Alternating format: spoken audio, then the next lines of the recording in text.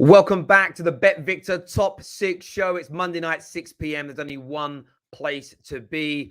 Ralf Rangnick is appointed. He's confirmed as the new interim manager at Manchester United. What are the new expectations for the remainder of the season? We're going to be delving into that in more detail tonight. We're going to be looking ahead at the Merseyside derby that comes in the middle of this week. Everton, why can't they get it right? Liverpool on absolute fire as it stands right now. We're going to take a look at Chelsea as well. Of course, dropping points unexpectedly to a very out-of-form Manchester United yesterday. Are there striker issues or creative issues at the club in one way, shape or form? Chiesa massively linked with the move in the summer. Who could be on their way out? Werner, is it done for him now at Chelsea after his misses costing the club at least 2 additional points yesterday? We want your thoughts. We want your feelings. Make sure that like button is smashed. Have a guess tonight of the Football Terrace secret phrase as well. Still sitting there in that envelope waiting for one of you to get it right. If we hit 1,000 likes on the show, we will give you another clue. And the next clue is going to give it away. The next clue is going to make you all know exactly who or what the phrase is. Let me introduce you to the panel tonight, though. Brilliant lineup. We will be touching a little bit on Arsenal Man United later, and in the build-up to that game, Igao is joining us here tonight to have his say, to tell us what he thinks and feels. We're also joined by my favorite American. It's man like Lies in the house doing his thing, repping he's a Maradona shirt there doing his thing. Also got one of my favorite Scousers who's not Scouse but is Scouse. It's man like Cal from the Coppish. I like the set. The set is looking slick, bro. I like your chair as well. It's very much like mine. It's a little bit like mine. I'm liking it. Do you know what I'm saying? We've got man like KJ in the house. New settings, new surroundings, looking slick. And my second favorite American is here as well. Jess is in the house, looking good. Blurry background as well. Evening, everyone. How you all doing? I'm good. This is actually the same room, man. Terry. I just moved it around. No, that's good. That's nice. It's nice. Evening, all. Lies has gone again. I'm not too sure where he's gone. That Canadian Wi-Fi. That Canadian Wi-Fi kicking in. It's not good. His Wi-Fi is not good. Their viewers, how are you all this evening? I never say hello to you first on this show here. A lot of people talk about Messi. You know, I think it's already been announced that Messi's the Ballon d'Or winner. That's not even a debate to be had. It is what it is. It is what it is. It is what it is. But there's loads to go through. David, loads of people in here. I want to know what your expectations is, viewers, first of all, for Man United. What do you expect now from this Manchester United team this season? Top four on a trophy, good Champions League run. Do you expect failure still? We want to know your thoughts. We want to know your feelings on the show. I'm going to go to rivals first on this, though, because Lias and KJ and I have spoke a fair bit about this in the last few days. I'm going to go to Jess, first of all, on this one. What should Man United be expecting now moving forward? Climb up the table. I mean, that was pretty much the expectation prior to, the downturn in form with Ole. So I would imagine it's still early enough in the season where some good results, some other teams will inevitably drop points, and Manchester United should expect to climb up the table and be in the top 4 with your team plus a good manager, or at least somebody that's just slightly more talented than Ole Gunnar Solskjaer should be able to get this team into 4th. I don't feel like there should be any different expectations from Manchester United than there is for Spurs. There's, Spurs are supposed to have a good team plus a top manager. You guys have a superior team plus maybe not so great of a manager, but I think it evens itself out. So you guys should have the same type of, requirements. Top 4 at the very, very minimum. I don't see why you couldn't get that. I mean, Carrick just did the right thing and got a result. It's not that difficult. Your team is good enough. I hear you on that. How about yourself, Cal? I mean, there was talk of Man United being in a title race earlier on in the season. We know that's beyond them now. But would you expect United's squad for top 4 to be a shoo-in, still aiming to win a trophy? Or do you actually feel there's more problems at this club than just bringing in a competent coach? I think there are more problems, but I think if you look here on the surface, I think Jess is right. Top 4 should be the minimum requirement. I think going into the season, most fans had it as Liverpool, City, Chelsea, and Man United being the top 4. Loads of people had different opinions on who would finish 1st or 4th. I think now it's pretty much a sure thing that between Liverpool, Chelsea, and Man City, they'll finish 1 to 3. I think it's that fourth spot that's up for grabs. But really and truly, I don't think it should be. I think Man United should be there. I think they've got the squad, even though I do think the squad's not as good as people have made out to be in the past. I think they've got a better squad than the others. So I think they've got a better squad than Tottenham, better squad than Arsenal, better squad than Villa, Leicester, etc. And now they've got a very good manager at the helm. Again, I don't think he's a better manager than Conte, but I think Conte is a fantastic world-class manager. Again, no shade, and I'm saying this no shade because I'm actually being serious. He's a better manager than Arteta, but Arteta's got Arsenal playing in a groove. So even though Rangnick's a better manager, he's still got to come in, implement his philosophy, implement his ideas, and most importantly, the players have got to buy into it for it to work. I think if those things click, I think top four or finishing fourth is easy for Man United. I hear that. There's a question here from one of our members, Igal, from Twisted Bubba, who says, does Ralf get a free hit until he goes upstairs? Is Ralf going to be? Should he be judged as a proper manager in this state, or does he get a bit of a free pass? In your opinion, I think it all depends on how he raises the levels in these next coming games, because you have a good run of games up until March. So if he can pick up maximum points up until March, you're back in the thick of things, and people will be speaking about you guys being competitive in the Champions League and in the league. But I don't think you're going to win the league, obviously. But you still have odds. You obviously you're not favorites, but you still have a chance to win the Champions League. And I hear a lot of Manchester United fans saying, you know what, it's a cup competition, anything can happen, putting pressure on their team to compete on all fronts. What are you saying, KJ? What are you saying about this? What do you expect from now for the rest of this season? Yeah, top four. Expectations have unfortunately dropped to the floor now since Ollie's tenure went so bad, like so bad. It's about recovery, and hopefully we can do that. We've got a good enough squad. I don't think I disagree with Carl saying with him saying it's overrated. I don't think it's overrated. I just think it's there. Like the squad is good enough to say to win the league. I think a better manager at the start of the season, we could be in a conversation, but we are good enough for top four. We've shown that we've shown that with worse teams than this. So with Ralf Rangnick at the helm, I expect us to go and challenge for that top four and get that top four. Because if you're telling me West Ham can do it and Arsenal can do it and Spurs can do it, Man United with this squad and now a better manager, we can go and get top four. So top four is what I expect, and everything else in terms of Champions League, FA Cup, I've said my thoughts on it earlier today. Quarterfinals of the Champions League and semi-finals of the FA Cup, and I think that will be for Ralf doing his job, what he needs to do before he goes upstairs. Does Ollie tax mean you guys written off the season until he got sacked, or are you still writing off the season? Well, it depends what your expectation was. If your expectation was to win the league, the season's written off already. You know what I mean? But the expectation was to challenge for a cup and maybe try and get back in and be with the big boys. We got still something to fight for, you know. So yeah, I just personally think that what we wanted to see is no longer happening. So we have to go and now do recovery. Yeah, look, when we say Ollie tax, I mean, the only issue I've got with anything we've done regarding Ralf, interim, what we're doing in the summer, is that we left it 5-6 weeks too late this season.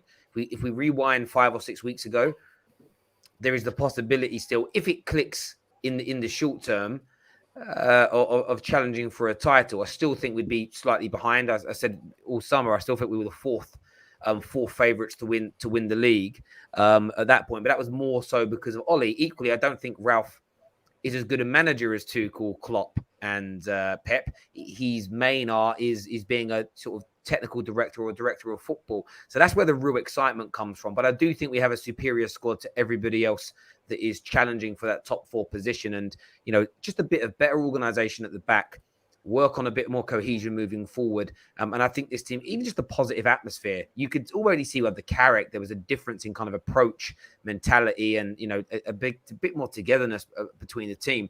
But in terms of winning, it's such a. I still expect this team. I expect this team to make top four 110%. And I want to try. I want a trophy still, if I'm being honest. This is Man United. We've spent over 400 odd million pound on this squad. We spend one of the most amounts of money in the world on salaries. We should be expecting them to do something. And in cup competitions, you know, look, sometimes the draws matter. You know, I remember one year in the FA Cup years back where we were away to Anfield and away to City in round 3. We managed to win that game. You wait for the next round of the FA Cup draw. We were away at Anfield and we lost. And it was like, how's your luck? Like sometimes you get a bit of bad luck with the draws. But you know, I expect us to do well and go deep into the cup competitions and into the latter stages of the Champions League, because I still think the Premier League squads are superior to that of a lot of our European counterparts at the moment. Europe is not that strong right now. And I think the English clubs have got to try and capitalize on that. And that doesn't start again until February. So hopefully by then there's a little bit more flow, a little bit more togetherness, a little bit more cohesion, and kind of Ralph been able to get his feet under the table by then and really push on and kind of push forward in that regards. But there have to be expectations still on us improving. You know, I don't believe in this complete free hit of the players. I'm looking at more than the manager here. Like I expect some of these players now to really step up, because there's not going to be the excuses of we were confused in training, we didn't know what we were doing, the instructions were unclear. There isn't one bit of feedback about Ralph's career that suggests that he's going to mislead the team or people are going to be confused. So the expectations have got to start to rise almost instantly for me, and we've got to expect our team to do well. We have to. But Terry, you guys are going to do well because you're not facing any good competition up until what you face West Ham at the end of January. That's not necessarily true, because look at the reason why we're in the position. It's not because we faced Man City, Liverpool, Chelsea, and they smashed us off the park, and then we got beat by we got drew to Arsenal and Tottenham. We're in this position because we lost to Villa, we lost to Watford, we lost to these teams that we should be picking points up against. We scraped a draw against Southampton. That's the reason why we're in the position that we are. So just to say, because of this run that we've got now against these teams, that's it. Like we can get back there. It's not easy as that. Do I expect us to have these games to build off? Yes. But there's still things that need to be in place before we can confidently say, yeah, these next few games, maximum points are dropping like 5 out of how many points that we can get. We need to be patient. We need to wait, and we need to make sure the players step up. It's on the players now. Ralph is going to do his job. Can the players step up? And that's what I want to see in these next few games. You guys kind of have to, like, if you guys are thinking about making it into the top 4, it's not just about you guys improving. You're going to have to take points off of the teams that are already playing well. And right now, that's really Arsenal and West Ham that are kind of there in your way. So for me, it's like this next match against Arsenal, like you kind of have to win that game, because our fixtures throughout that time, I don't necessarily feel like are that difficult. We have you guys, or Man United and Everton, and Everton's not very good at the minute, and West Ham. So for whoever wants to make the top 4 is going to have to take points off of the 2 other teams. So yeah, because we play West Ham. You guys are going to have to play West Ham. You guys kind of have to beat Arsenal and West Ham. And I think those are going to be difficult. We beat them early in the season, so we just got to beat them again. This game Thursday is massive. The Arsenal game is huge, because lose it and there's an 8-point gap. And even if we turn it on, a 9-point swing to get back in front of you and into that top 4 position, that's hard. That's hard at any level of the game, a 9-point swing when you're kind of a third of the way through the season. So it makes it big. And equally, it's big for Arsenal, because suddenly if Man United, you've gone from being 6. I don't really look at West Ham as being your biggest threat. I think Arsenal have shown everyone they're better than West Ham. I do think you are better than West Ham, and you should be finishing in front of them pound for pound. There shouldn't be any competition, really. Again, what you spend compared to what they spend. And I'm talking salaries more than transfer fees. But there's this element of, you suddenly lose that game, and United, that looks like we were finished a few weeks ago, are suddenly breathing down your neck, and it's how do Arsenal handle that pressure? You want that insurance policy with the expectation that Man United are going to get better and the squad's there. So it makes it such an interesting game on Thursday. Like, Lias, what's your take looking ahead of Thursday's match? Are you feeling nervous about it? Are you excited about seeing, hopefully, it's going to be a raucous atmosphere, isn't it? I mean, hopefully right now I'm just in focus right now, because I know my internet has been lagging out like crazy. But I mean, yeah, I think I agree with everything that you guys have said to this point. This RANGNICK appointment has to come, in my opinion, Thursday. Carrick has done an excellent job managing the team up to this point. But for me, this is the game. It was huge to get a result against Chelsea. We talked about that, Terry. But this game, and for me, separates us from going, 8 points behind or 2 points in close with Arsenal. I think that's the margins at this current moment. So, yeah, we need to win this game, whether RANGNICK is here or not. And that's really where I sit on this at the moment. Yeah, are you nervous about playing Arsenal right now, or is it a case of just you're excited about it? I'm excited, honestly. I told you even against Chelsea, I finally like have a good feeling watching United again, and we haven't even had Rannick yet. I just feel like at least now we know that there's something that we can like look forward to. The style of football will hopefully get better, and I think Arsenal, yeah, they have improved in recent weeks. I think defensively more than anything, but I favor our team against theirs every single day of the week. I think just kind of said it right. We should be the favorites. We have the best squad, so yeah, of course I feel confident going against Arsenal.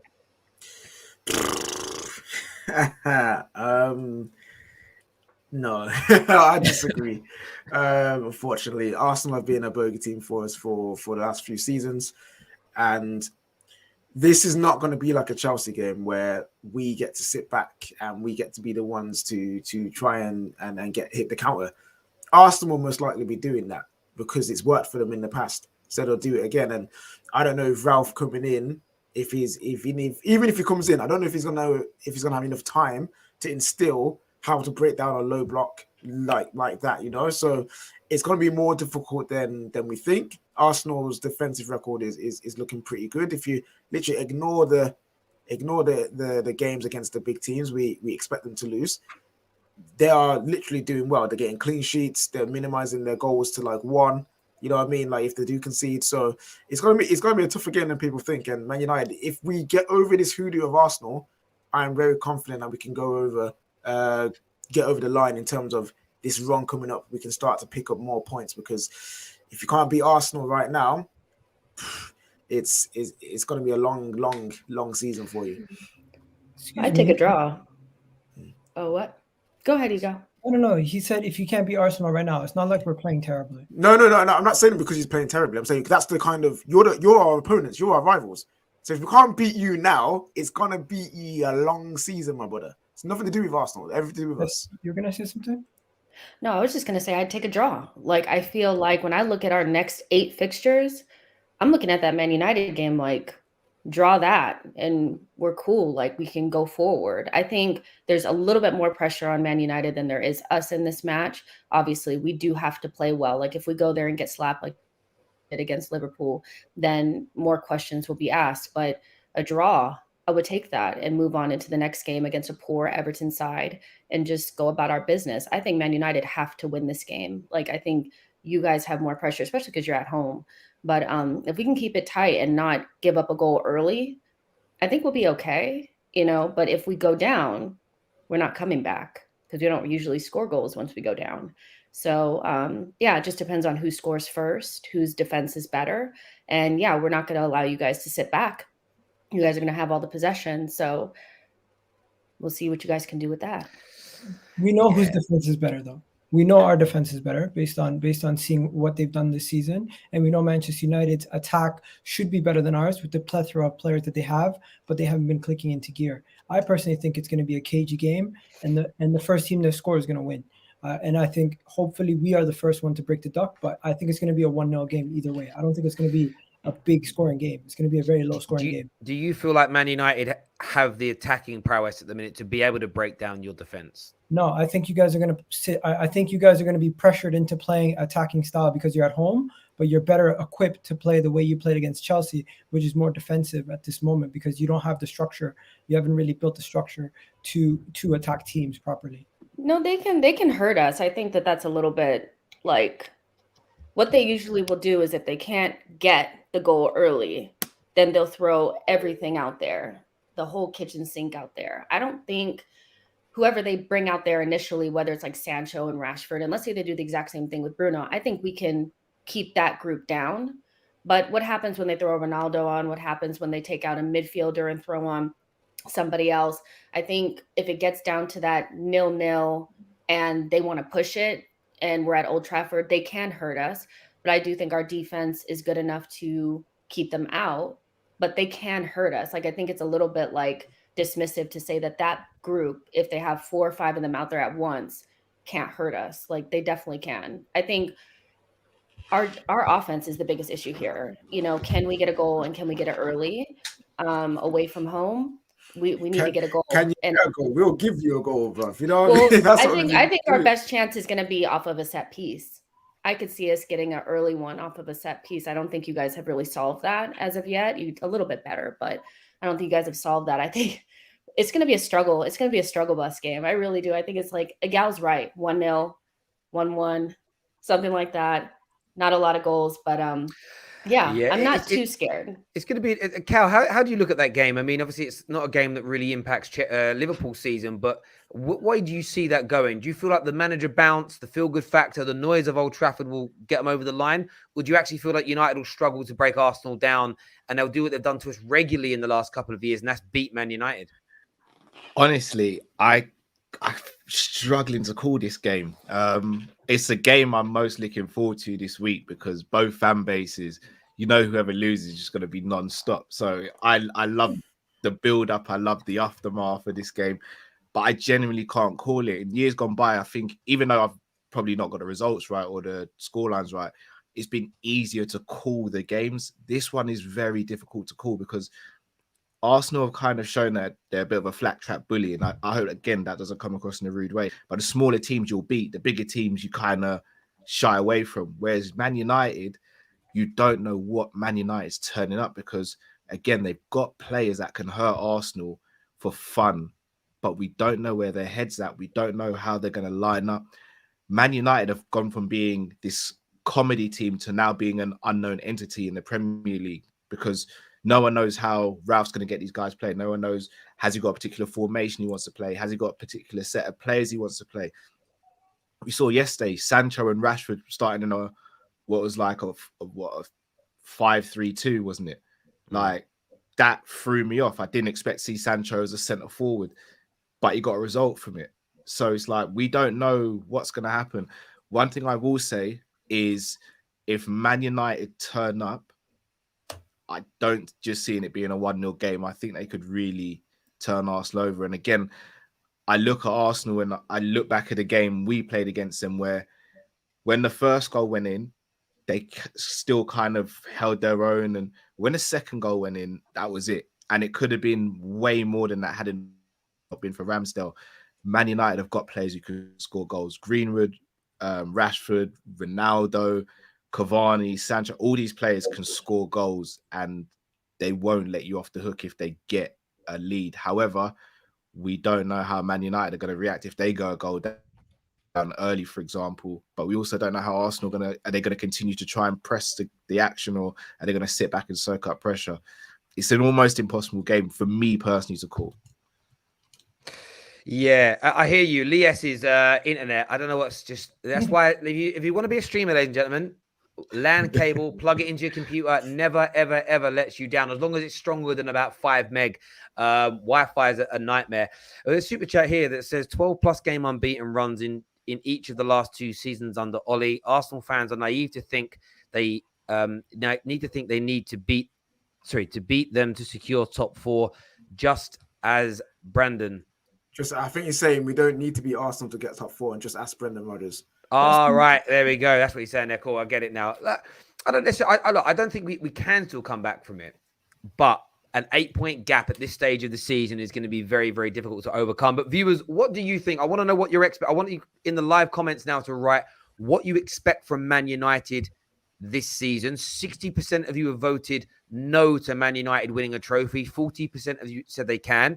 I also want your score predictions for Arsenal versus Manchester United. Now, we have a little bit of a special on tonight. It's in the description below and it's pinned to the live comment section as well. It's a special that we've put on, a Football Terrace special with Bet Victor. Man United to win a trophy is 5-1. So it's a special odds that have been boosted courtesy of us at the Terrace with our partners Bet Victor. So if you fancy a little bit of a flutter, if you fancy having a little bit of a gamble on whether or not Man United can win a trophy, it's 5-1. And at 5-1, I've got to take a little bit of a punt on this. I'm not going to do anything mad. I'm just going to put a little £5 bet on United picking up a trophy this season. There's only really 2 options. There's the FA Cup and the Champions League. I know which of the 2 I want. I would love that number 4. We've got to start catching up with these Scousers at some point. But I'm going to go £5 there on Manchester United to pick up a trophy this season. That special is available until Thursday. If you don't place the bet by Thursday, the odds will decrease. We've had that boosted for a couple of days for you. So make sure you get across the Bet Victor now. Sign up to your free account The link is in our description below. When you do bet £5, by the way, if you're a new customer, you get a £30 free bet on top. Check out the loyalty page as well, where existing customers, because a lot of you have signed up and a lot of you have been using it. Get yourselves across there and check out what offers are available. I'm locking that bet in now, as you can see. That is done, that is locked in, and that is finished. Up next, actually, I was going to talk Liverpool next. We'll talk Liverpool in a minute. I want to speak about something else right now for a moment. Messi has just won his 7th Ballon d'Or, and I want to get everybody's take on it.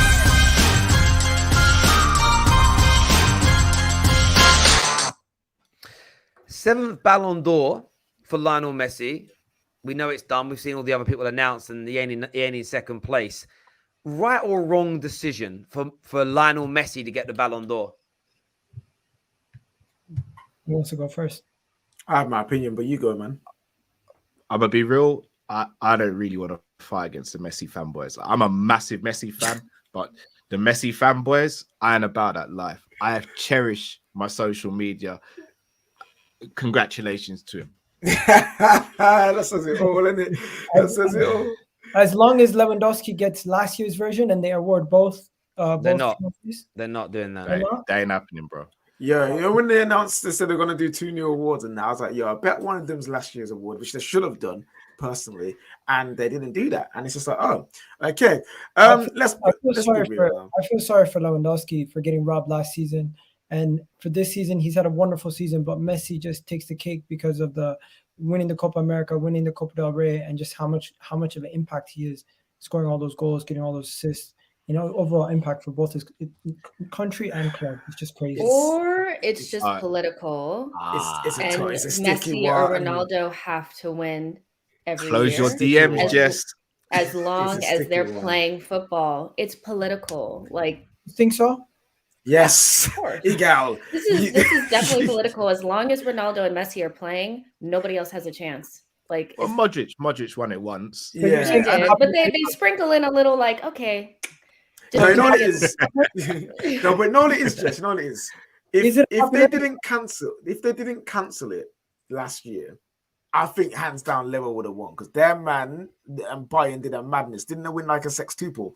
And it was just an absolute madness. So it would be hard to deny him that the Ballon d'Or. But as soon as Messi picked up that the Copa America, it was finished.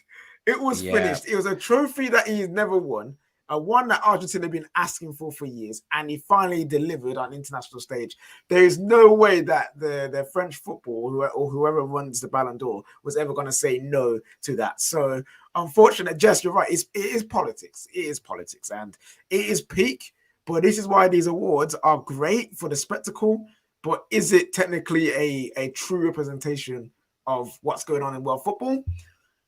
You can debate. It's also the definition of it. It's the best player in the world, isn't it? You know, the No, best player in the world. Technically. In Europe, so it's kind of like when you look at it, when you look at somebody else, you're always going to say, but is he better than Messi? And you can always kind of argue around how they're not, even though they may have been in teams that won, you know, and things like that. I think when it's the best player, it's going to be hard to measure anybody up against Messi or Ronaldo as long as they're playing. Here's my thing. I actually think the whole Ballon d'Or needs to be restructured. I think football's moved on from gone are the days where you say, oh, Messi's the best in the world. Like, how can you compare Messi to a goalkeeper? And I use this because when Messi won out of a VVD, everyone said VVD got robbed. Yeah, he did. Do I think VVD should have won it? Yeah, I do. I don't think it's a robbery, though. I think there's a difference between a robbery and someone else should have won it. But how do you compare a attacker to a defender? So that's that year that VVD everyone says should have won it. No one dribbled past him in a calendar year. So I said that's the equivalent of a striker going in on goal and scoring 100% of their chances. But that's impossible to happen. So I actually think that it just needs to be not scrapped, but you have a category for each portion of the pitch, each third of the pitch.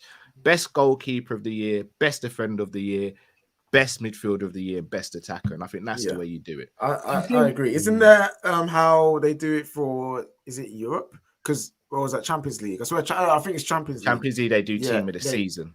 team of the season. I swear, Kante won best midfielder and Mendy won best goalkeeper. So I think that's it should change to that format because it just makes it a lot fairer on the rest of the players. I think the way they do it for the FIFA, what's the other world? FIFA Best award. The way they do it is more like fair. It's based on. Do you know what though? I'm actually happy this has happened.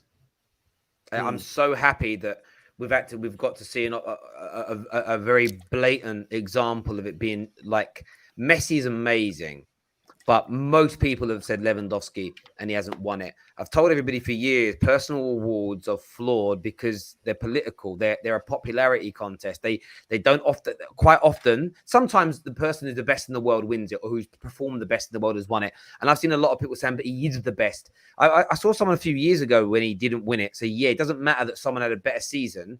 Messi's still a better player. And to a degree, I understand that because if a tennis player has a really good year and wins 2 Grand Slams and Djokovic only wins 1 slam, you can't suddenly say they're better than Djokovic because of what he's achieved.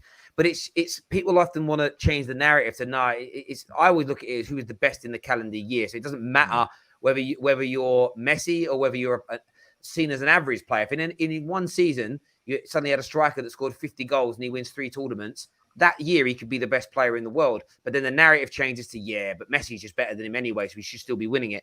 But the whole thing's flawed. Personal awards have and always will be flawed. And when you start listening to the vast majority of professional footballers, they don't even take it seriously. They don't even care about it. And if they don't really care, like handfuls of players do. But yeah, I'm kind of glad it's happened because it's just shown it up to be a bit of a mockery. Messi, am I annoyed that he's got 7? No. Do I care that someone else I don't care that Ronaldo's got 5, really. Like, it just is what Ronaldo's got 5 Ballon d'Ors and people call him a tapping merchant. So what does it really represent? Does that make sense? Yeah, it don't mean shit. It don't mean anything. So, but yeah, I don't mean it rudely, when we come to defending our players and saying who's the best, damn well know we're bringing up Ballon d'Ors. You know what I'm saying? It don't mean nothing, but it doesn't argue. But we bring them up, and then at the same time, people will go, "It's flawed this year." So if it's flawed this year, then why has every other year been perfect? I don't know. I'm just saying, like, it can't be fraudulent this year. And then every other player award for history has been perfect. Come on. Like, let's get back in the real world when it comes to that sort of stuff. But am I happy he's won it? You know what? Him, but I don't. Do you know what I mean? It is what it is. Scrap the whole individual thing. It's a team sport, so screw it. If you get team world's best 11, that's it. If you get into the world's best 11, that's it. Are we going to start judging players based on where they get in these individual awards? Or are we going to use our eye test and look at their statistics also? People have been using these awards to judge who's the best player in the world. It's not a new thing, bro. Like, it's been happening. No.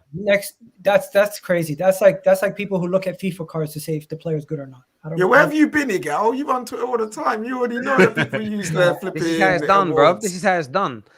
Yeah, as I say, I've got no issue per se with the awards, but it's like it can't be fraudulent now, but perfect up until this point.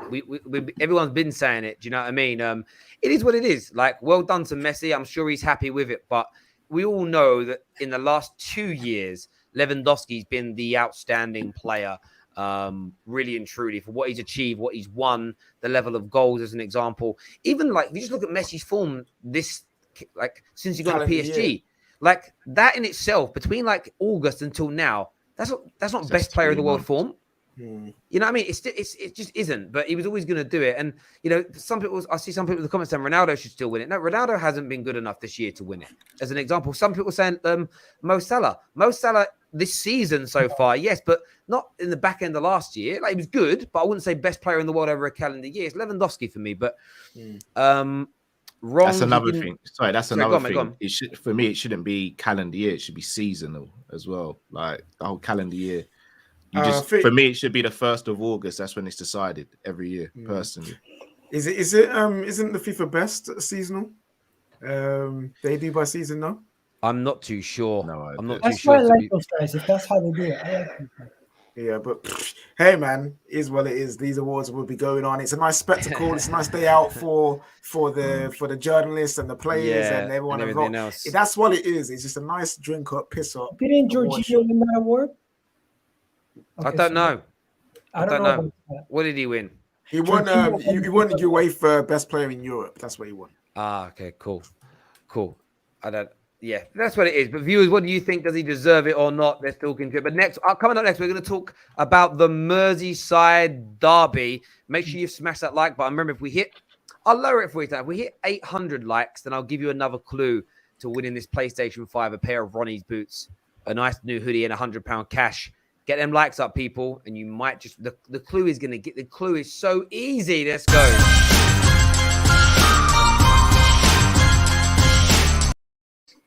Merseyside derby, Wednesday night, Cal.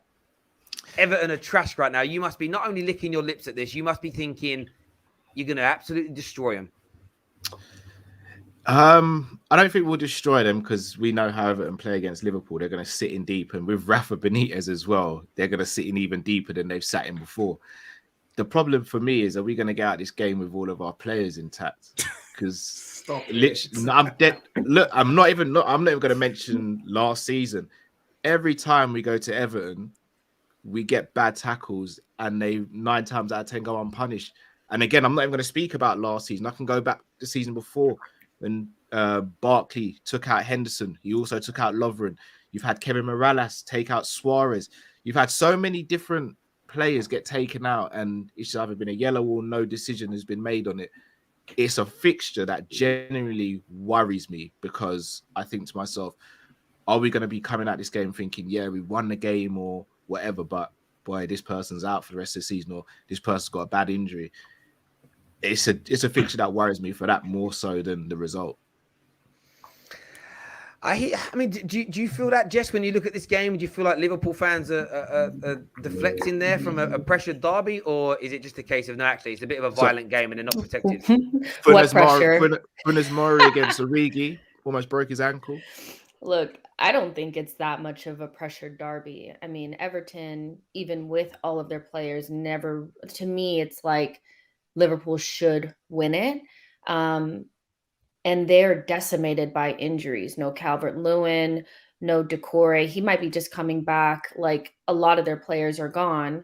And they've just been flying under the radar as one of the worst performing sides, with more hype than I think they deserved over the summer, just because Rafa Benitez came in. I could see it like, well, I think Everton did a decent job against Man City last week. I think it was last week. They kind of kept them at bay for a little bit. They ended up losing 3-0. So it could be something similar to that, but Liverpool should really just be taking this away. And I do think that there is some element of like things go unpunished because it's a derby. We see that all the time in North London derbies where people can just fly in and do whatever. And that's just how the derby is. But yeah, I mean, I would maybe be a little bit afraid that one of your key players could get hurt, but I feel like that's kind of like, let's wait and see. You guys should be far and away way better than them. They are in the mud right now. So I don't see them laying a glove on you, personally, unless, it's a bad tackle or something. But that's kind of how derbies go. And so you just kind of have to take the rough with the smooth with this, I think. Yeah, I agree. I think we'll play them off the park. I think the game will start intense as it always does. 10 minutes in, tackles will be flying in and all that. The game will settle. We'll start playing off the park. As I said, it just worries me. And again, I'm not even trying to be shady. Happened in the Man United game. Like we started building up a lead. You saw Bruno Fernandes flying on Curtis Jones. You saw the Pogba tackle on Kate. Like, it's just what happens in football. Like, emotions run high, but it just seems in this particular fixture, Everton go out with the sole intention of taking a life during the game, and it's like it worries me. Should they go to prison? Yeah, is that what you're telling me, bro? I'm telling you, Jen, it's the only fixture I go in thinking, are we gonna come out of this unscathed? Like, forget results, because I do think we'll win. It's at Goodison, right? So I could honestly see you guys obviously winning convincingly, and Rafa getting cheers from the Liverpool fans, and it being that's the plan. That's the plan to go. We want to be singing Rafa. Everton I don't know why. Everton are weird. This is a revenge game. This is a revenge game for Van Dijk. Yeah, but I see what you're saying. But honestly, Everton are weird because that man can be dead in the pitch, yeah? And next thing you know, I see Phil Jagielka banging one in top bins from like 35 yards. But like, this is what I mean. Like, this fixture is normally like, it's really aggressive, like Cal says. But it normally ends up like in like a tight 1-1, 2-2, like the draws, and more likely whoever's going to win is going to be Liverpool, other than last season where they had that result. It was like Again, a 2-2, even that right? was even that was questionable when Everton won. But You got robbed in.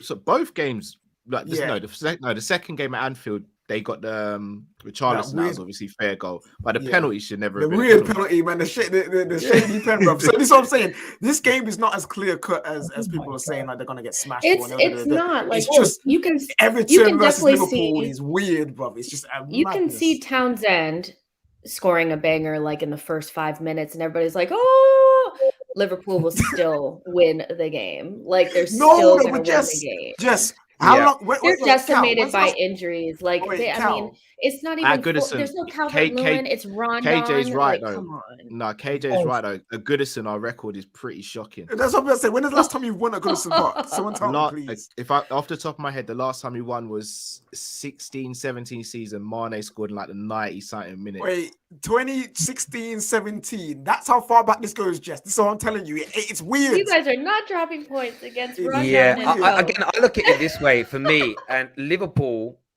I think I know these games are often cagey.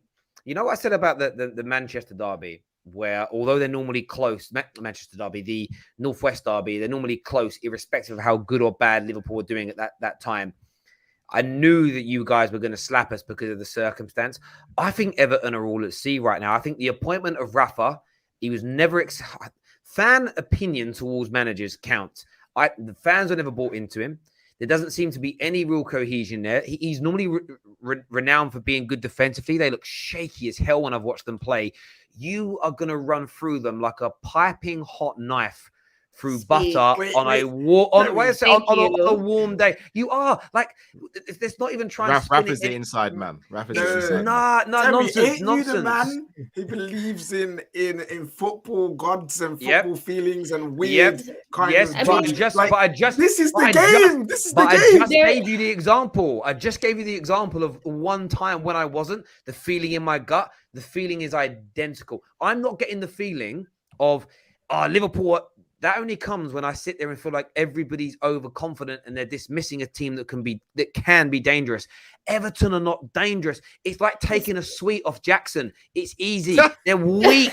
They're weak. Everton are so weak right now. They are like gnat's piss. They're weak. But Terry, don't you think? I mean, like it's not only. I mean, I think there needs to be a longer conversation around Everton and this whole idea that they keep hiring these managers, and when we get into the summer, they're going to do this and that, and they never really do it.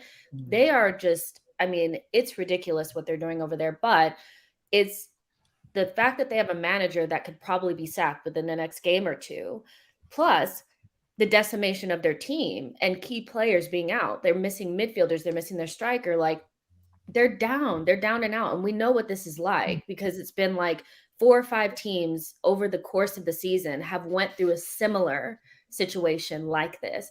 Aston Villa was like that. Spurs was like that. Man United was like that. When you're like that, you're not getting result. And you're not getting a result against Liverpool. I hear what you're saying, but I don't know, man. The Everton judge is strong when it comes against Liverpool. But I'm not even gonna lie. Hang on. No, we are being real. When is it? Show me all these results that Everton have had against Liverpool with this judge. They mainly been draws. Even that's a result for Everton because Liverpool are so much better than them. They celebrate. They celebrate. They're celebrating the draws. How they got away it's with not that happening. 2-2 Can I very mad. It's not happening. Can I just tell you guys, in the last 6 games, Liverpool and Everton played at Goodison. There's only been 4 goals between the 2 teams combined. So there's not a lot of goals. And I get that. Not this time. And I get it. And the reason I'm saying not this time is this time on paper with Rafa strong at that's how it should be. No, the point is around me saying football doesn't go how you expect it to. That's how everyone expects it to go. It's going the opposite way. It's going the opposite way. Hot knife through butter. I'm going with a 4-1 victory to Liverpool. Legit is my prediction. 4-1 to Liverpool. And I'm not trying. I know what some Liverpool fans. I haven't even looked at the comments. It'd be Terry's just trying to jinx us. I know what you're going to say. I'm being legit, and I'm going to put money on Liverpool it fans tonight. don't speak like that. That's bang out of order, Terry. Do it. Harry, I think It's gonna be a Townsend Some of you banger talk, and some of 3 you talk goals. like that, bruv. Some of you talk like that. Do you know what I mean? You Harry, boys at the we coppage, know. you know, because you guys are real, and sometimes you say things that goes against the status quo. Do you know what I mean? Locking Yeah, off them we know. DMs. How dare you predict Liverpool to win a game, you charlatan, bro? I'm That's going what with they're 4-1. thinking. I'm going with 4-1. That's a 19-1 bet. 4-1 to Liverpool is going to be. So they're going to When we concede- outscore the last 6 games at Goodison in one game. Like, Yes. both teams. I mean, Liverpool Yes. are scoring like 3 Yes. or 4 goals a game. They're That is on true. track to just. Can I just say this about Liverpool? They're for real. Like Chelsea when it comes to Chelsea, Liverpool, Man City, Liverpool with their best, they have the best 11 in the league. If they can stay fit and they don't get hurt too much. Now everyone wants to believe I me. really Where do was this energy at the beginning No, of the but yo, season? Guess what? At the Oh beginning my of the season, God. I'll put my hand up. At the beginning of the season, I did not expect Jota to take this step up. I did not expect your midfield to be I performing. know at my this level. team, man. Bro, I did not I'm not expect this. apologizing. I personally I know thought, you're not, Jess. I personally thought you guys would digress and go down a level slightly from the past couple of years. but that's You guys you go from hoping. strength to strength. That's you hoping all teams go backwards, so you can just Arsenal can just crawl over them at the top. Yeah, And be like, At least but do you one know of what it you is for guys went me? down. Do you know what it is? Do you know what it is? Like, I will defend Jess here, and even myself. I said all year, all summer, Liverpool's team is good enough to win the league, no shadow of a doubt. What I've questioned, and I know it's the same what Jess did, is but if you get 1 or 2 injuries to major players, because Klopp likes working with a smaller squad, then I don't think you will. That isn't a bad take, because that was your reason for not winning the league last year, is because you had injuries. Now last year was a huge amount of injuries, but I'm and just that's saying. why you're scared of Everton hurting one but of your also- players. but You're also- scared. No, but that's also true. There is an element of that. So Liverpool are an amazing team, and what they've done in the last 3 games, which is why I'm so confident, it looked like they've sorted out that backline problem. That for 5 or 6 weeks they were leaking them goals. It's not fully sorted. Maybe not fully sorted, yeah, but against Everton, you're fine, bruv. Like you played. No, I like, agree. I think we'll you know win. what I I mean? think we'll win the game. Against I can agree as well. Rondon, you're fine. All right, listen now. Fine. Rondon special against Van Dijk incoming. But now, one last thing on Everton. They should be where West Ham are, really and truly. Every single year, they look like it. They look like there should be a team that should be pushing, like a Leicester, like a West Ham. Let's not mention Arsenal and Tottenham because they are not actually where they should be in the scheme of things. But like those teams, and Man United as well, like those teams, they should be pushing those the top 6 teams more. But they need a Ralf Rangnick, they need a Campos, they need some kind of change in their board level, because why are they picking managers for them just to flop? Like Carlo Ancelotti was doing well, but my man dipped. Okay. Not doing well. Marco Silva not doing well. Like I got killed 2 years ago for saying that when they hired Ancelotti, they weren't going to do anything. Even when they got James Rodriguez, I'm like, he's not going to make it through the season. And they got Decore and Allan. That's not enough. And not only that, then next season they get Rafa, and people are saying Ben White should choose Everton over Arsenal because their project is better. I'm sorry. What project are we talking about? They need to rip that thing down and start all the way over. Watch them get a result against us next week. But they're not good. Their project is Project Destroy Liverpool. Yeah, they're literally. I'm convinced now. Cal's convinced me that their main aim in the season is to legit just annoy Liverpool and be a thorn in their side. But you know what it is, guys? They said they had a good season last season because they took 4 points off us. Yeah, do you know what it is? It's an inferiority complex. They spend money. And they've spent a lot of money in the last few years. They don't believe as a club. The fans don't believe. The owners don't believe. Nobody believes. And it gives excuses for failure. If you're like, oh, we don't think it's like Spurs. I predicted Spurs losing that Champions League final because I saw their fans saying, we're just happy to be here. As soon as you hear people say, we're just happy to be here. And I'm not talking contextually. You're on a bad run of form and you go away to a tough place and nick a draw, you celebrate that in the context of it. But you get to a final, the only expectation you should have is we want to win today. I went to the FA Cup final when Man United played Millwall. And I met some Millwall fans on the way up there. Didn't tell them I was a United fan, by the way. I'm too scared to. Man. I was young, right? But I asked them straight, Like, do you guys like? Do you think you'll win? Do you reckon you can win?" And they were like, "We know it's going to be hard up against Man United in the final, but all we are demanding is that our team puts in a performance that's good enough to win." And I was like, I never thought I'd say this to a Millwall fan. I was like, fair play to you. That's how the mentality should be. When I see Spurs fans and Everton fans celebrating weird things, celebrating like, it's just mad. That's why they're never going to be successful, no matter how much money they spend, because the mentality isn't to win. It's why, by the way, Man United and Arsenal went backward. Being happy, top four is like, let's open the champagne. It's wrong. If you're on the way up, so if you've been down here in the doldrums and you're on your way up to challenging again, then you celebrate the step changes. But as soon as Arsenal under Wenger and Man United post-Fergie, as clubs started setting that as the bar, if we achieve that, it's okay. It's okay, guys. Chelsea and Man United spend more than us. We should have no expectations of winning titles. As soon as that happens, standards start to slip. And the problem is with Everton and those guys, they're just further down that pecking order. It's a terrible attitude to have at elite level sport. They're 14th right now, They should. and we're talking about them like they're even relevant. To be fair, like I'm not trying to make fun of Everton. Yeah, but Everton should be relevant because they've actually got. You look at how many league titles they won as a football club up until the mid '90s. They were a very good team. They should have so much more about them than this, and also they're spending money, bruv. Look how much money they're spending. They should have got Potter.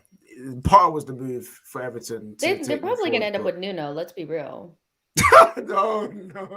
Keep it real. They're gonna hire Nuno. They may end up with him. They may end up with him. But we're going to look at some score predictions now, people. Cal, what are you going with, bruv?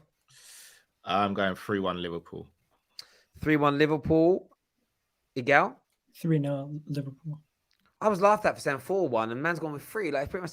KJ, what you going with? 0-0? Nah, I'm going with Everton Judge 2-2, bro. I don't know how they're gonna do it. They're gonna find a way. They're just gonna find a way. Jess, what you saying? Townsend Screamer and 3 for Liverpool, so 3-1. 3-1. It's not bad. I'm going to get the odds up here on the screen. Remember, the link is in our description below. If you fancy having a little bit of a responsible flutter with our partners Betfit to get that done. 3-1 or 4-1, what am I going with? I mean, the odds on, I don't know. I'm going to go with my prediction of 4-1. I'm going to go with 4-1. I'm going to back myself here. I'm going to put £2.50 on that coming in. That gives me a return of 50 quid if it does. So, Liverpool, what's the bets they win 4-0? Don't even concede. And I get done for not having faith in that back line. That would be gutting, actually. But that's what I've gone with. I've gone with 4-1. Up next, we're going to talk a little bit about Chelsea play Watford next. We're going to speak a little bit about Chelsea. Do they have a striker issue? And they have a big connection to Chiesa, maybe joining them in the summer. Hit that like button, people. Let's go.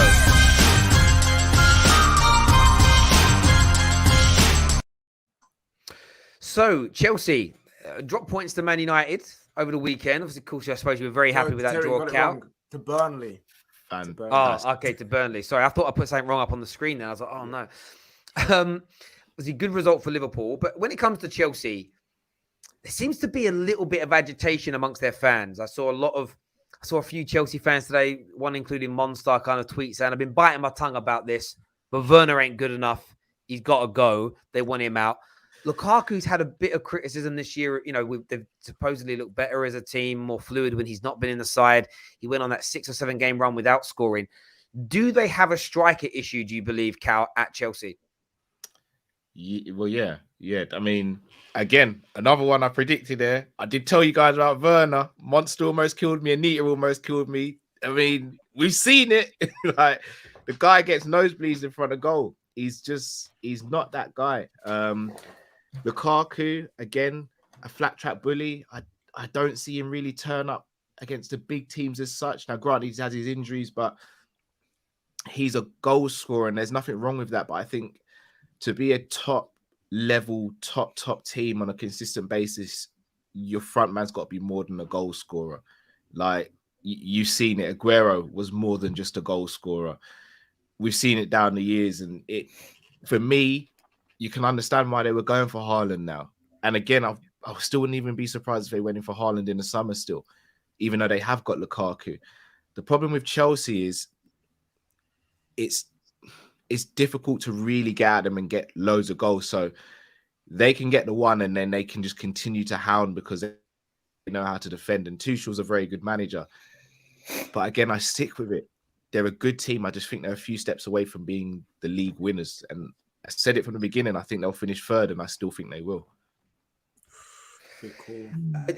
Jess, what about yourself? I know you've been a big advocate of Chelsea in recent weeks. Do you feel like too much is being read into this poor result, but still a performance where they were opening Man United up? They had so many gilt-edged chances to score. Do you feel like too much is being made into this? You know, Lukaku wasn't even playing because he's returning from injury. What's your take?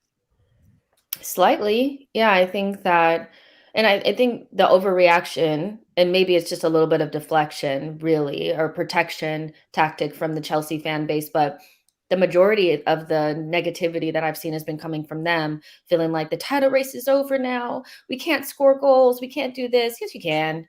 You had two difficult games, one against Man United. I think the worst part about that was watching Thomas Tuchel kind of underrate Man United. I thought he was quite, that was the front three that he put out there was very much so like, we don't rate Man United, and he got slapped for it. So that's on him, but the reality is like, I think that, yeah, they do struggle a little bit to score goals because of the system that they play. And they have some players that are a little shaky in front of goal, but it's one game.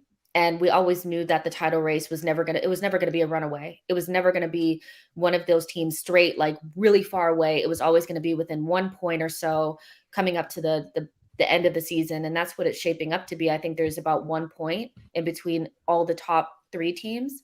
So like, they're just going to have to shape up and be better. They played against one of the better teams. They dropped points, and it is what it is. But this whole, the title race is over. Shut up. It's not over. You're fine. You're good. Like nothing is happening. You just slapped up on Juve. You're doing good, but I do think that Tuchel can't be arrogant at this point. I cannot believe he put out that front three against Man United. I know Man United's not doing well, but like, be real for like 5 seconds. Like, I know. Did anybody else feel like that was like, what are you doing? Werner? No. I was like, yes, Thomas. That's what we love to see.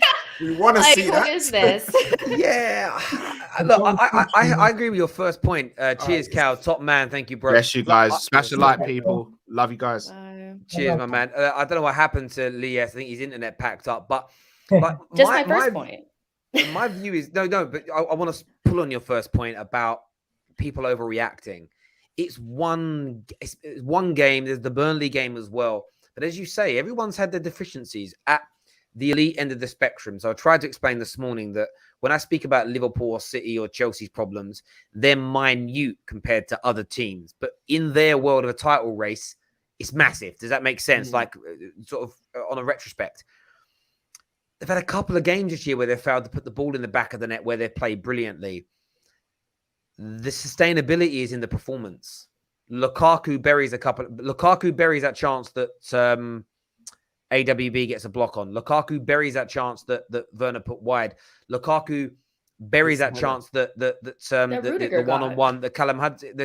Yeah, Rudiger got. And on another day, Rudiger probably scores that as well. I did see a tweet, actually. I know why Rudiger missed it, to be fair. Is it Astrid Wheat or whatever her name is? That's what he missed. We saw that as well. Like, that's why he missed it. He's like, nah, fuck that.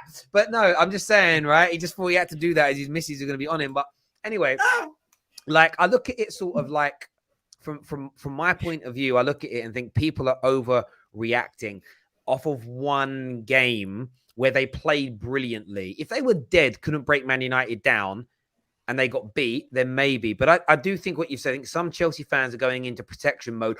We can take ourselves out the limelight and give ourselves a bit of an underdog feel again. No, you can't. Your squad's worth £1 billion. You can't. You know what it reminds me of? It reminds me of when they were saying that they thought when they got the transfer ban and they had Frank Lampard that they couldn't make top 4 and they'd be somewhere in 8th.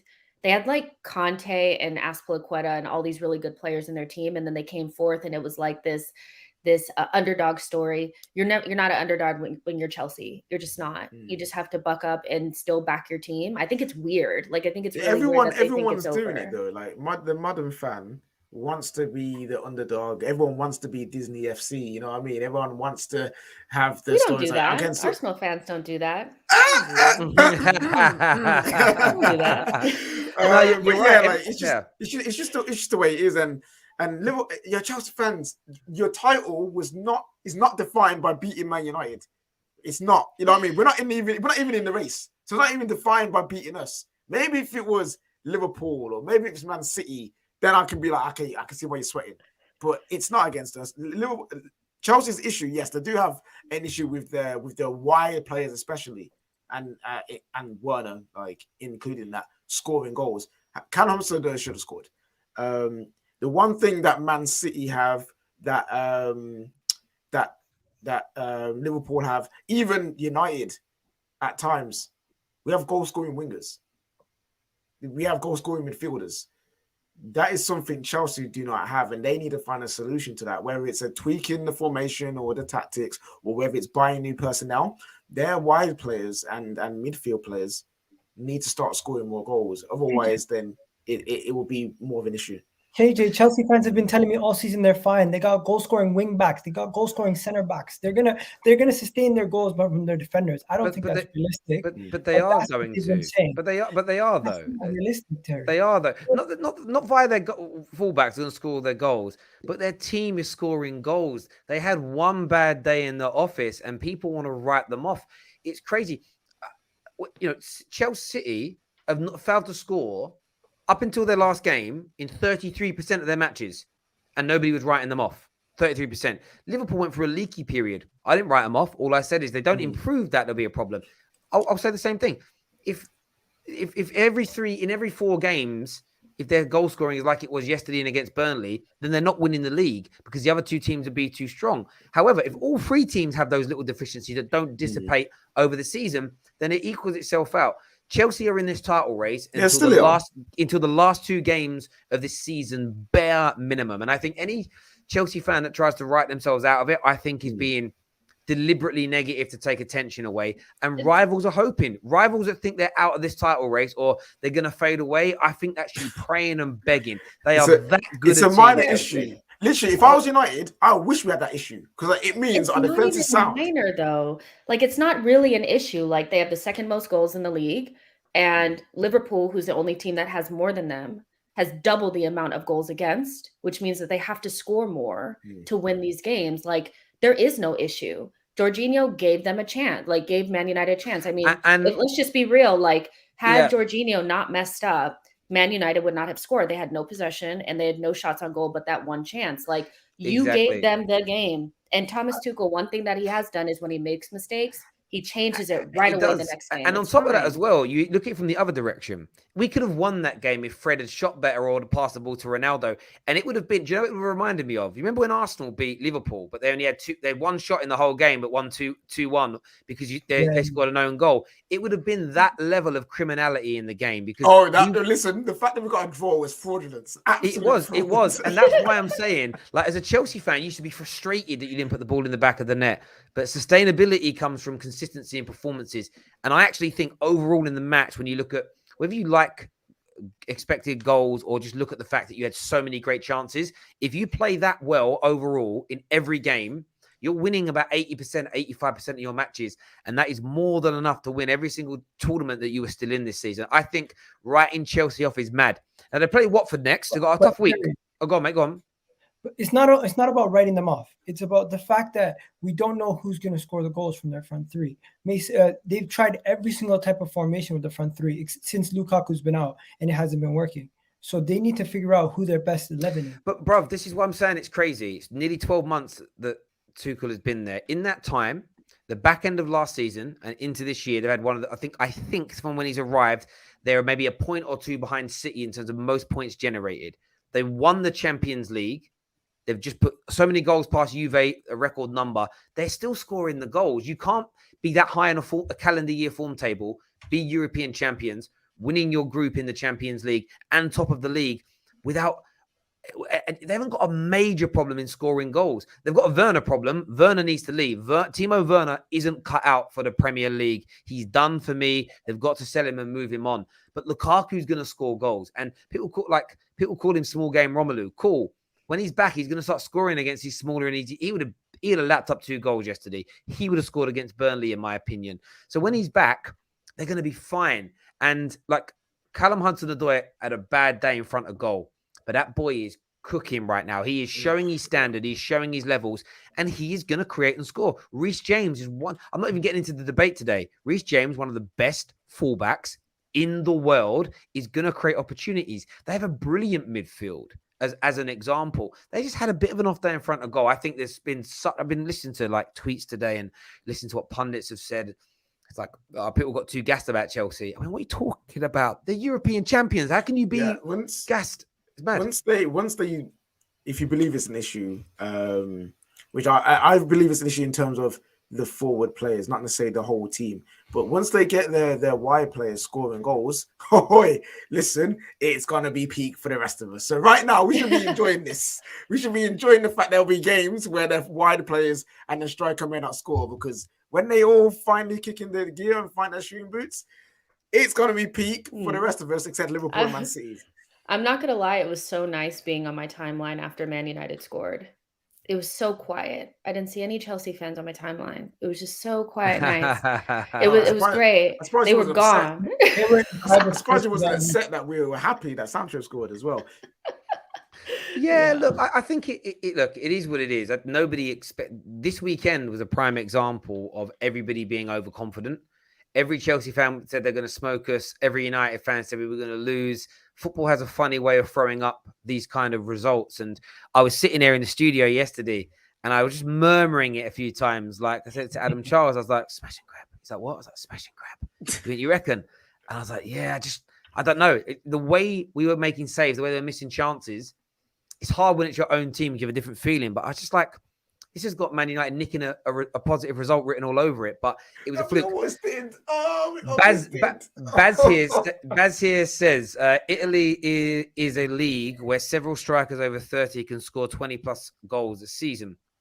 Lukaku is and always will be a flat track bully in the Premier League. Caniel says Hudson-Odoi, Werner and Ziyech contributed to goals against Juve, and it was a lineup selected based on merit. If we had one, no one would have cared. That's a very true point being made there, my friend. Do your owners tell you to sell your kidneys for a heart? Huh? I don't understand the context of that. It must have been something somebody said, but I don't get it. Score predictions: Watford versus Chelsea. What you all saying? What's going to happen? Viewers as well. Score predictions for Watford Chelsea. What's on your mind? What do you reckon is going to happen in that game? 2-0 Chelsea. 4-0. 5. All right, listen, we're seeing the Senegal. They're going to transfer aggression or whatever. It's going to be terrible. We're saying they've got like scoring deficiencies and wingers in the score, but like, they're still winning 5-0 on the weekend. Like, don't worry about that. They're going to kill them. I They're mean, the whole back line. Why, Agal? Why though? Why, Agal? You're saying they're not scoring more than, I want to know your rationale why they're not scoring more than 2 versus Watford.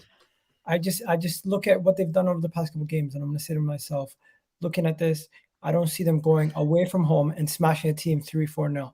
Maybe they get 2 goals, they sit back and relax, and then listen. They never sit back and relax. This is not City. Like prime Barcelona, bro. Like we made them look sick. Don't take their results as an indication of what's going. Listen, that man getting pound 5. They're gonna hit 5.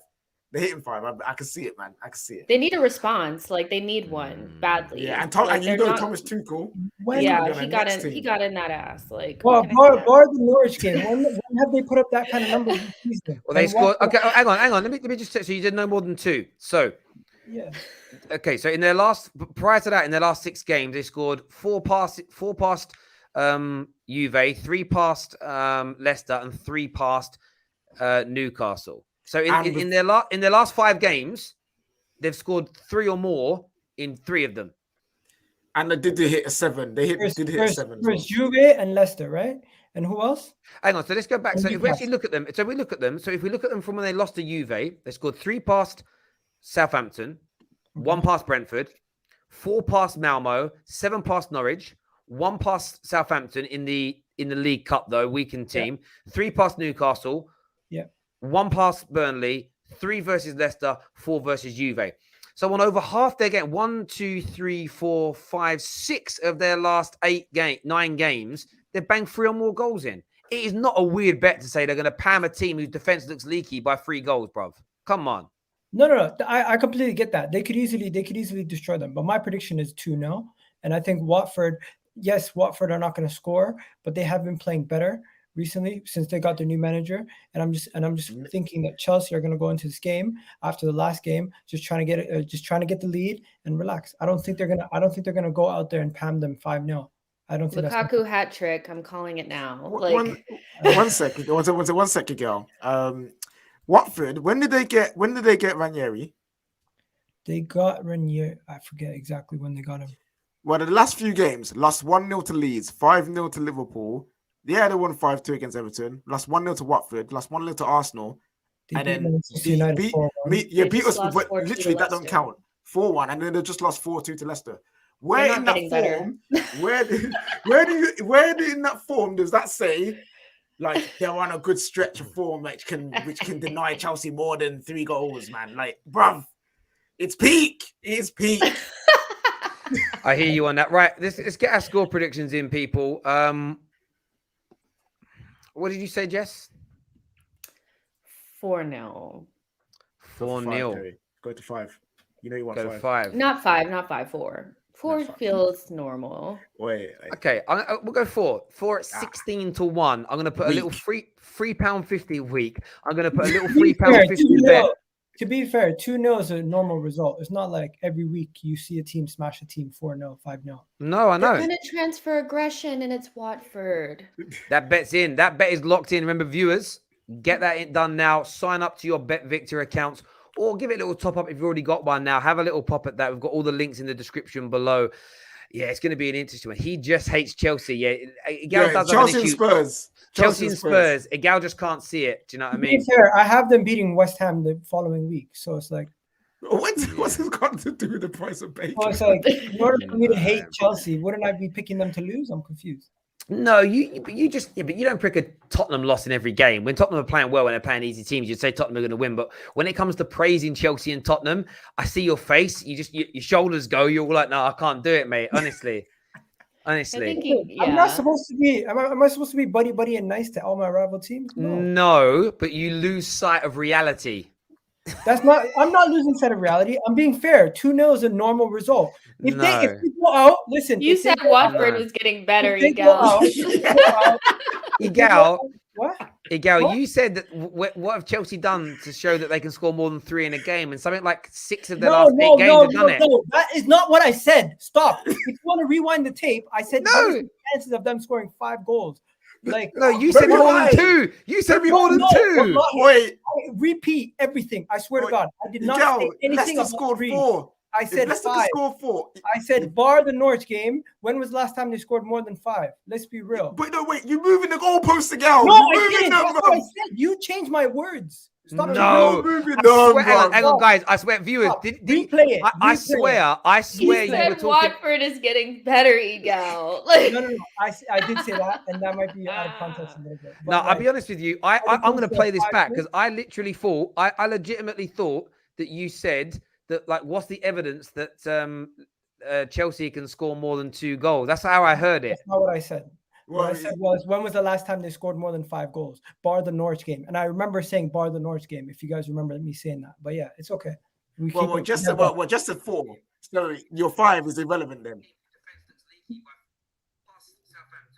Hang on, I'm going back now. Okay. Hang on. Terry, you don't have to go back. Hang on.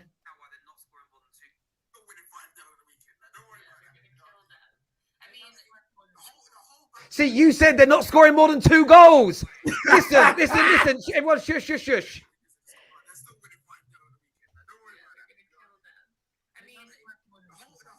You said they're not scoring more than 2 goals, and I showed you why they can. You said they're not scoring more than 2 goals. Caught in 4K. Well, about 1080 right now, didn't it?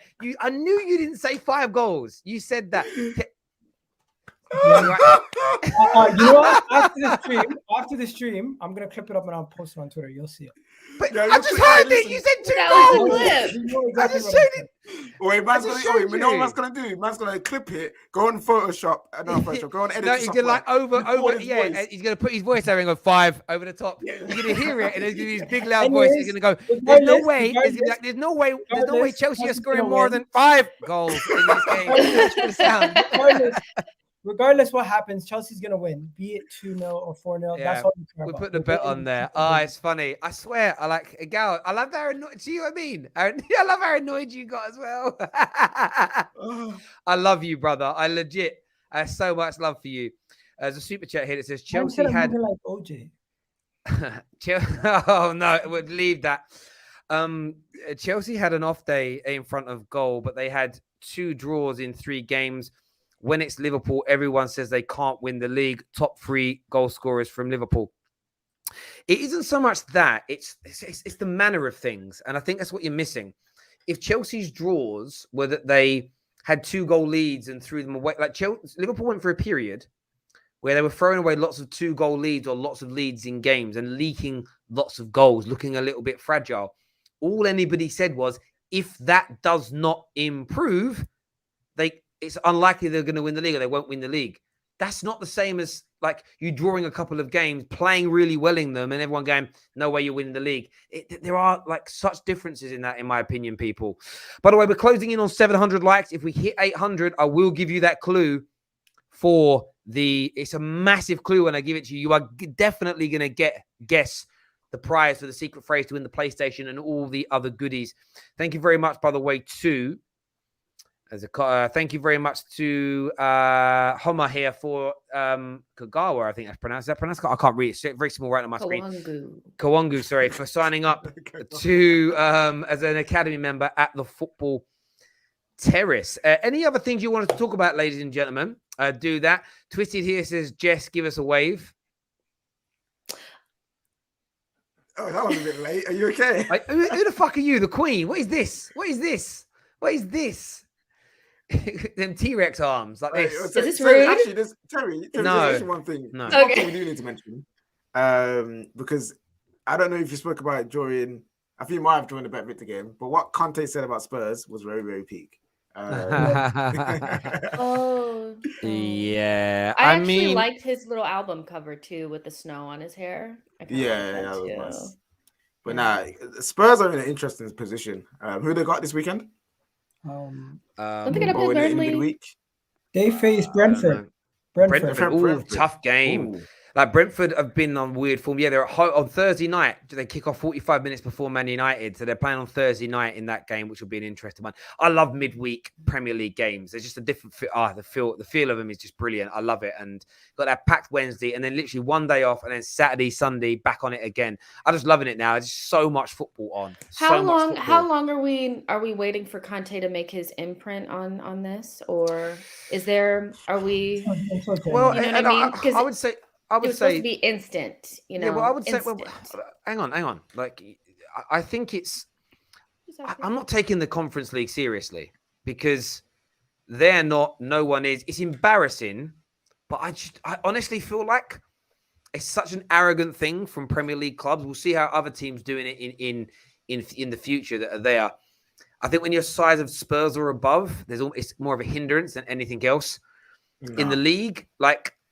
They got that win against Leeds. They're very good in the second half. I want to see him in 2 or 3 more Premier League games first. That's what I would say. The Premier League game is cool.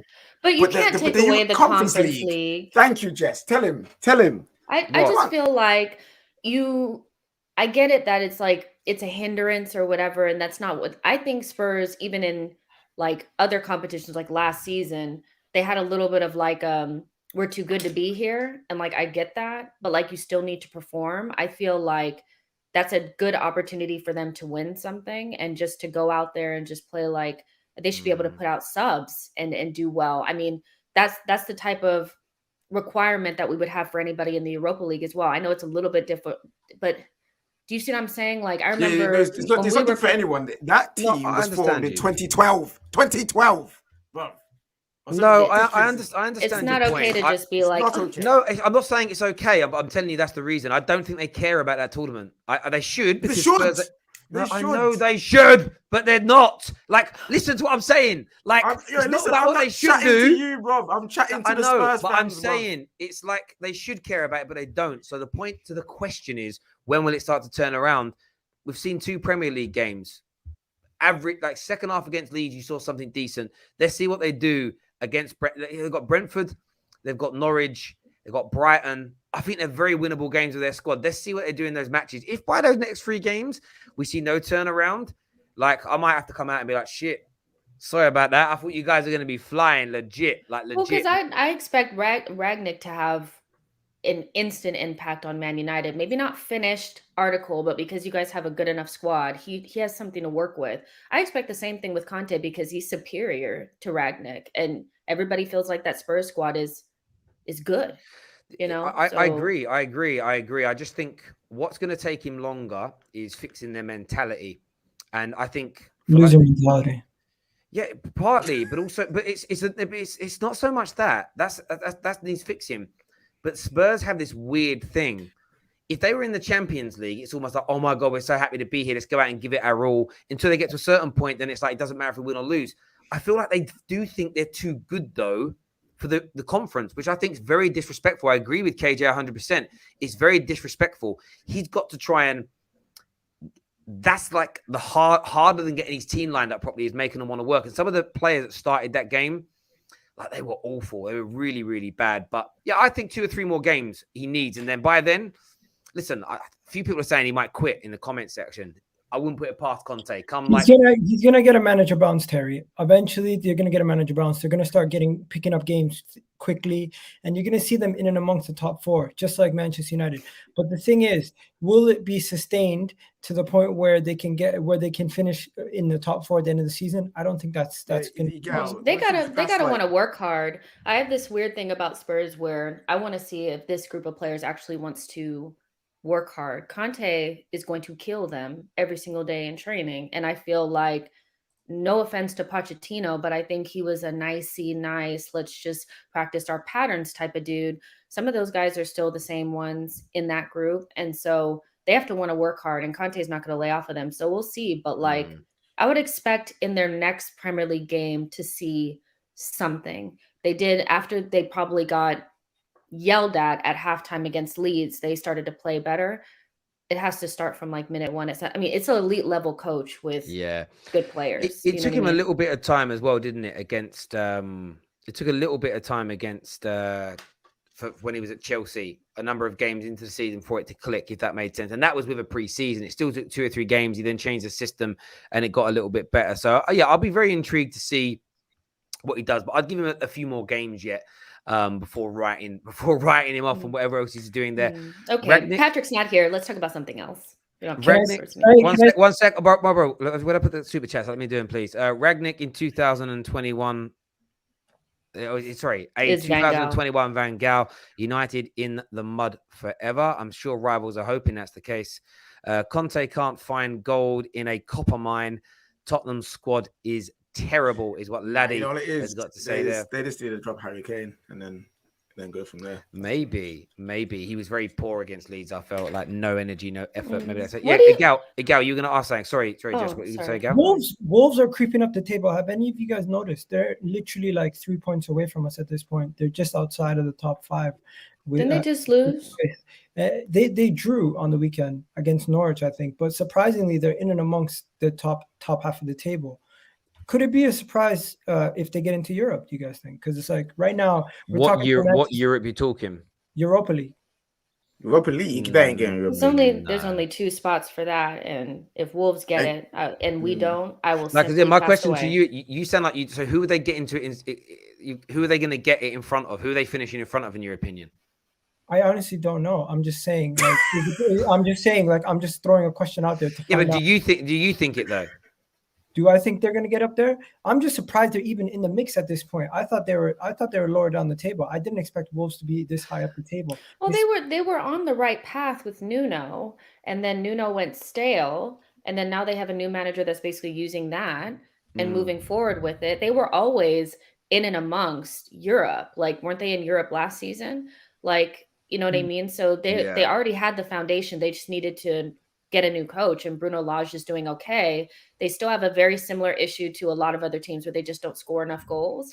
Yeah. And without those goals, like, they're going to suffer a little bit, but they're not getting in front of anybody, in my opinion. I don't think they're going to get in front of, I think Arsenal and I think Man United and Tottenham will finish in front of them by the end of the season. But look out for Leicester as well. Look out for Leicester if they click a little bit again and start playing well. That's it's going to make this top 4 race and then everything else behind it very, very interesting indeed. Grim.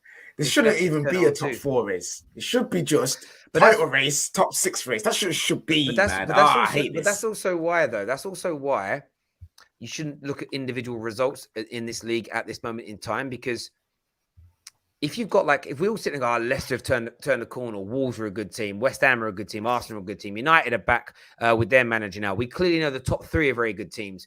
You're nearly looking at the top 10 there. And if the top 10 are all that good, invariably, 2 of them are at least each week are going to be playing each other, just the way it works. So teams you're always going to see a team draw or drop points. So it doesn't necessarily mean like Wolves will have a game where they draw or they lose. It's that's it. You're written off because you lost the game. Because if they're all very good, then they're all going to take points off of one another, and that's why, like with Man United where we are, we can still. That's why if we can click with Rangnick, we've got a great chance of top 4 because the squad is superior. But everyone's going to drop points in that group from 4th down to 8th, 9th. There's going to be. I wouldn't be surprised if each of those teams loses at least 5 more games this season. That wouldn't shock me. If they lose at least 5 more games, draw at least 3 or 4 more. So there's going to be lots of up and down moments for those teams, no doubt. Points totals are going to be so much lower than they used to be. The points totals are just, the top 3 teams are playing a completely different game than any of the rest of us are. And then the rest of us are just kind of out here just doing our thing. So you can have a good season and finish outside of Europe. And I hope that doesn't happen to us, but it could. Yeah. So. Someone says, can Leeds get relegated? I hope and pray to God they go down. Well, listen. If they go down. We want Newcastle to go down more, though. Burnley. No. Burnley, that's the enemy of football. The enemy of the Premier League is Burnley, and it's their time. I flip him. No, but finally. They need to go. They haven't even got enough. But even funnier than that, though. I prefer Newcastle to go down than all of them. Even funnier than that, though. Even funnier than that, though, would be Newcastle with the richest owners in the world. It'd be brilliant. That'd be hilarious. No, I get your thing with Burnley. Why I want Newcastle to go down is this, though. I feel a relegation, it's 2 more years behind their plan they are. So for all of our clubs that worry about our owners, them going down should be music to our ears. It's more important than any agendas. My agenda with Leeds as a United fan, yours with Burnley because of their local surroundings and everything else. Like for me, their local surroundings. It's very much. We'll leave that there. It's very much a case of everybody should be praying Newcastle goes down because it's delaying the inevitable for at least 2 more years. Of course. Nah, see, that's the thing. There's 4 teams that we want to go. Well, there's one that we don't care about. They should just stop letting them come up. Is Norwich. Nobody really cares about them. Yeah. But it's Burnley, Newcastle, and Leeds. I can't stand Leeds. I would love to see them go down. There's for what? I like their players. I like the fact that they're attacking football, and you're watching a team lower down the table who's going at other teams. It's interesting. Yeah, lower down in the table for a reason, my brother. Sickened me.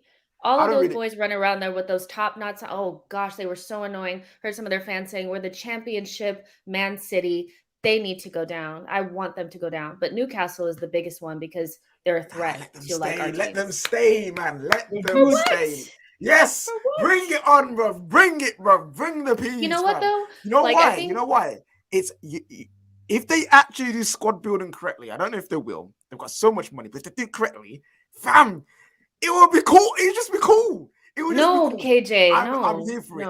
I'm here for it until they start beating United. That's you know what. You know what, though. Then, to be fair, if Leeds go down, Jess, we could get Calvin Phillips. Any of us could get Calvin Phillips for a discount, and that would be a plus. Discount. There ain't no discount no more in football. Leeds got some. Wait. Out of all those teams you mentioned, Leeds have the best players. And if any of us here would probably take Calvin Phillips in our for our I get that. So there is that element there where you could definitely definitely get them, no doubt. Can Newcastle even escape at this point? I mean, yes. Nobody can they escape? Are we sure? Yes. Because I think that basically they haven't won a game at all this season. Mathematically they can still. It's two wins and the goal difference is where it is. They're not cut adrift yet. That's because everybody from like Everton down has been in such bad form. Like they're 9 points away from Everton in 14th, but a couple of wins on the bounce and they're right up their backside. Like Villa now have turned the corner under Gerrard. Them 2 wins on the bounce have really helped them as an example. Yeah. Don't be surprised to see Brentford drop like a stone the longer the season goes on. They were never that good a team.